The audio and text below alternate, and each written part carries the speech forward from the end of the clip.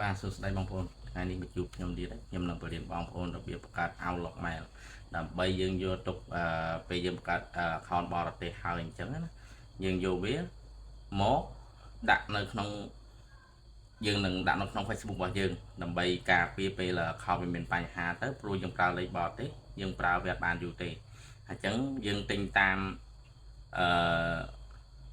យើងទិញតាមដែលកាប់ website របស់គេដែលគេចំណាយលុយទិញហ្នឹងពេលយើងទិញហើយពេលយើងបង្កើតហើយបើយើងមិនមានOutlook Mail ដើម្បី add ចូលបន្ថែមទៀតទេពេលវាមានបញ្ហាវាធ្វើឲ្យ Facebook របស់យើងមានបញ្ហាអញ្ចឹងកុំឲ្យខាតពេលយូរមកតាមដានវីដេអូខ្ញុំទាំងអស់គ្នាយើងចូលនៅក្នុង Play Store របស់យើងមកបងប្អូនយើងចូលនៅក្នុង Play Store របស់យើងមកណាដើម្បីយើងទៅ download កម្មវិធីហ្នឹងយើងចុចលើ Play Store ហ្នឹងបាទបន្ទាប់មកយើងចុច search មកបងប្អូនចុច search ហើយយើងចុចខាងលើនេះវាយឈ្មោះmail ដែលយើងត្រូវដាក់ហ្នឹងយើងត្រូវបង្កើតហ្នឹងបងប្អូនអញ្ចឹង mail របស់ខ្ញុំឈ្មោះ Outlook Mail នេះបងប្អូនខាងលើនេះយើងចុចលើវាមកហើយបន្ទាប់មកបងប្អូន download មកបងប្អូននេះខ្ញុំ download រួចរាល់បងប្អូននេះខ្ញុំ download រួចរាល់ហើយអញ្ចឹងខ្ញុំចូលទៅបង្កើតឲ្យបងប្អូនអញ្ចឹងណាបាទខ្ញុំ download រួចរាល់នេះជា Outlook Mail របស់ខ្ញុំអញ្ចឹងយើងចូលលើវាមកបងប្អូនដើម្បីទៅបង្កើតបាទគេសួរយើងថាយើងចង់ add account ឬ create account អញ្ចឹងយើងអត់ត្រូវការ add ទេបងប្អូនយើងត្រូវការ create account យើងបង្កើតថ្មីអញ្ចឹងឥឡូវយើងចុចលើវាមកបងប្អូនចុចខាងក្រោមវិញបងប្អូនបាទយើងចុចវាដើរសិនណាបងប្អូនយើងរងចាំវាបាទកន្លែងនេះគេឲ្យវាយឈ្មោះ email របស់យើងចង់ដាក់ឈ្មោះអីអញ្ចឹងណាឥឡូវខ្ញុំវាយមកយើងវាយជាអក្សរទូចបងប្អូនខ្ញុំវាយឈ្មោះរបស់ខ្ញុំអញ្ចឹងណាវាយបងប្អូនវាយតាមឈ្មោះបងប្អូនដែរអញ្ចឹងណាហើយខ្ញុំវាយតាមឈ្មោះរបស់ខ្ញុំអញ្ចឹងខ្ញុំដាក់រៀងខ្ពស់បន្តិចទៅ130បាទហើយយើងចុច next បងប្អូនព្រោះខាងខោមនេះវាឲ្យរួចរាល់ហើយចុច next មកណា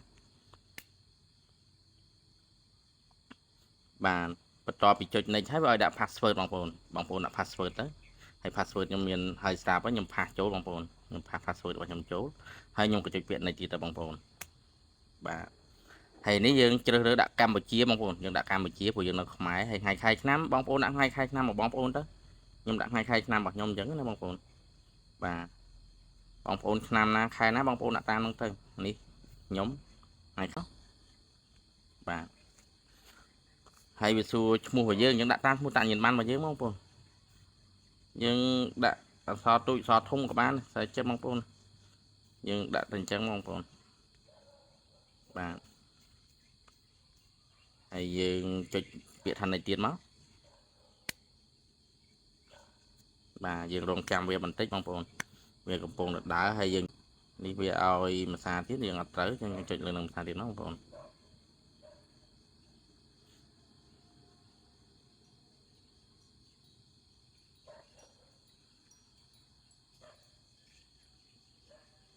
យើងចុចពាក្យពិសេសក្នុងភាសាទៀតបងប្អូន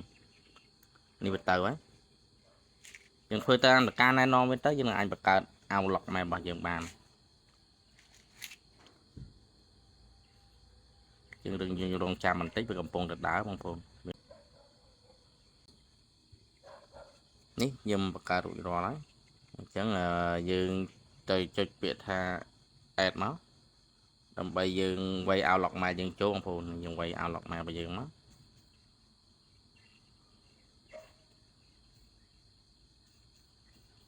ដើម្បីយើងដាក់ចូលវានៅលើហ្នឹងបងប្អូន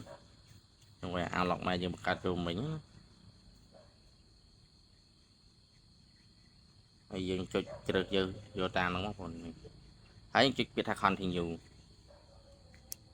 រៀងវែងបន្តិចបងប្អូនព្រោះវាត្រូវការដើរវាយូរដែរចុច continue បងប្អូនហើយយើងថយក្រោយហើយចុចពាក្យថា next មកបាទហើយយើងយកពាក្យថា accept ហើយយើងចុច continue Outlook to Outlook បាទនេះ Outlook Mail របស់ខ្ញុំបង្កើតរួចរាល់ហើយយើងចុច no send បាទនេះរួចរាល់ហើយបងប្អូនថាចាំមើលតើ Outlook Mail នឹងឲ្យចុចកន្លែងលើនេះមកបាទនេះ Outlook Mail ខ្ញុំបង្កើតមិញបងប្អូនបាទអញ្ចឹងវីដេអូខ្ញុំមានប៉ុណ្ណឹងអរគុណច្រើន